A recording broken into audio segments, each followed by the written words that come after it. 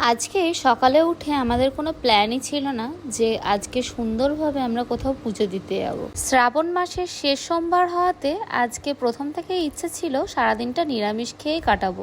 এটা শুনে শুভঙ্কর হঠাৎ করে বলে, তাহলে চলো একটুখানি না হয় পুজোটা দিয়েই আসি। পুজো দেবো সেটা ভাবার সাথে সাথে ঝটপট দুজনে রেডি হয়ে চলে গেছিলাম আমাদের পাড়ার কৃষ্ণনগরের বিখ্যাত মন্দির আনন্দময়ীতলাতে। সেখানে শুধু মাই একা বিরাজমান নয়, তার সাথে ভোলে বাবাও সেখানে থাকেন। শুধুমাত্র ওনারাই নয়, তার সাথে আরও অনেক কটা ঠাকুর আছে যাদের ওখানে প্রতিদিনই পুজো দেওয়া হয়। প্রথমে পুজোর জন্য যা যা সরঞ্জাম দরকার তার সম্পূর্ণটা আমরা নিয়ে নেওয়ার পর চলে গেছিলাম পুজো দেওয়ার জন্য। এরপরে আমরা দুজনা খুব ভালোভাবে মন থেকে পুজোটা সম্পূর্ণ করি। এইভাবেই আজকে আমাদের সুন্দর সকালটা শুরু হয়। তবে যাই হোক, এত সুন্দর মায়ের রূপের দর্শন পেয়ে তোমাদের কেমন লাগলো অবশ্যই জানিও। চলো দেখা হচ্ছে আবার নতুন কোনো ভিডিওতে।